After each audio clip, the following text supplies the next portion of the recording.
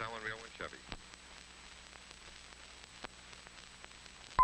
Hey everyone, welcome to IJustWatched. It's your boy Joseph, and we're here to talk Stranger Things Season 4, Volume 2. Gotta hit you with the usual. Hope you like this video enough to smash that like button.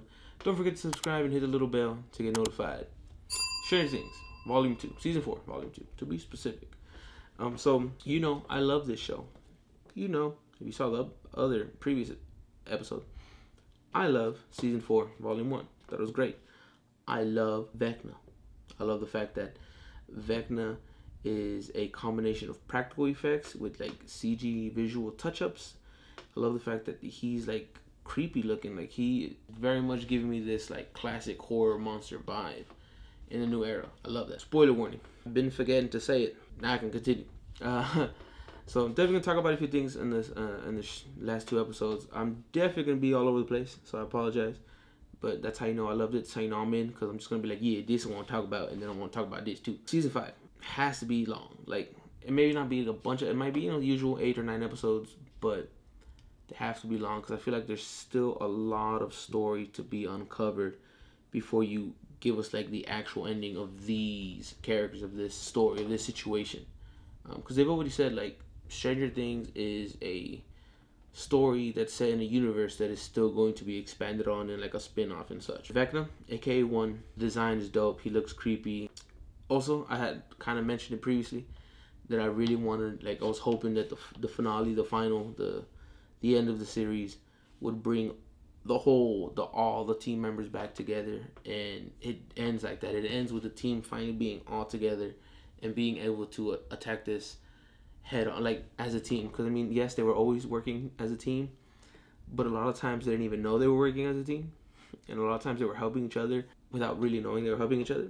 So now they can actually, like, as a big ass unit, help each other and plan. So I'm excited for that because we got a taste of it in the last couple episodes, kind of. My theory, and I don't know a lot about D&D, but I know enough to know that Borys, the dragon, is definitely coming. I mean, he gets clearly teased with the painting, and we've clearly, through the show, been leveling up to, you know, villain-wise.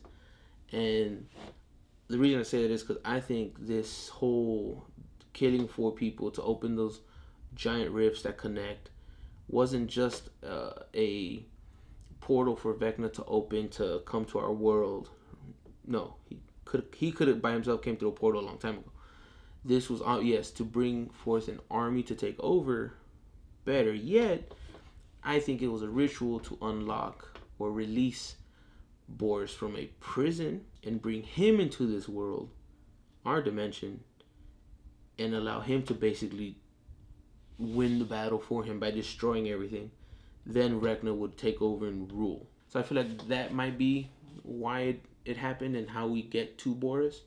Although, yes, you know, I know Borys is like the villain, but I feel like Vecna kind of the brain, Borys kind of the brawn. Eddie, dope ass character. We all love Eddie. Eddie's coming back, people. He has to be. There's no way. Like, he even in the beginning gets teased as a Cass, and you know, the whole vampire, and then he gets killed by bats. Like, there's direct nods to Kaz, the character, but like so direct that he has to come back, even if it's for a moment, or like he has to transition to that character and be, you know, the one who kills Vecna as it does in the story. I mean, I could be wrong, he doesn't come back, but I really feel like, why would you call him that and then like really set him up to be that in your own way and not do it, you know, especially with the love that people have for him, and not bring him back. Also, mad respect. He killed it with Master of Puppets. I always love the way they use music in the show. I always love the way it's intertwined. Anytime a show, movie, or anything can really intertwine and like utilize music so beautifully, it's fucking great. He comes back as Kaz, and he basically lets the team know about Borys and how to defeat him. In that moment when he has that realization, defeats Vecna, allowing them to defeat Borys, you know, and giving us that resolution. Did you notice that Will's nose was also bleeding at the end there, when you can see like this, like all the smoke coming, like when everything's deteriorating, it's spreading and whatnot, and Elle starts to bleed, Will's nose starts to bleed.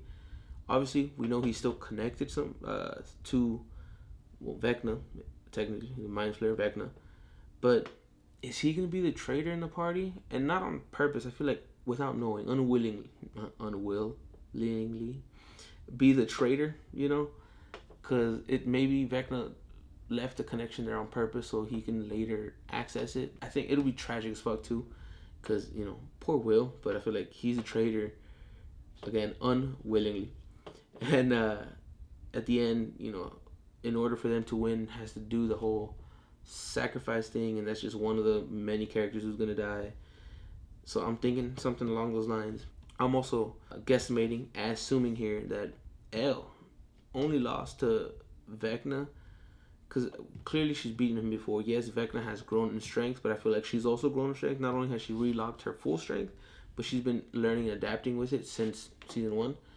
So I feel like maybe not the only reason, but one of the many factors, or a big factor that she lost a fight, was the fact that she was using her powers to transmit herself from a far as distance to Max's mind instead of being close enough to where she could just boom, I'm in her mind, and I don't have to focus on transmitting myself there, then fighting, if that makes sense. I feel like that it's a big factor, possibly, could be. I think it is. But also the fact that she brought back Max after Vecna won. Like, she brought back Max from dead. Like, she wasn't dying, she was dead. I think we're gonna find out that really cost something, like, for Elle. Like, I think that I don't think it cost her powers, but I think it cost something. Like, she had to make a deal with the devil, so to speak. Like, something, the payment for that is gonna be grand. It's gonna be big, it's gonna be sad, it's gonna suck. I really love the show. I thought it was great. I love the fact that we get the Conan Barbarian sword and he chops the head off the Demigorgon to escape the prison. I love the fact that we're all together again, and it's gonna get wild. Like, I'm excited to see where it goes. I love the show. Want to hear your thoughts. Have you seen it? You better see it. Watch the whole show. Highly recommend it if you haven't seen it. I want to hear your thoughts, comments, questions, concerns, requests.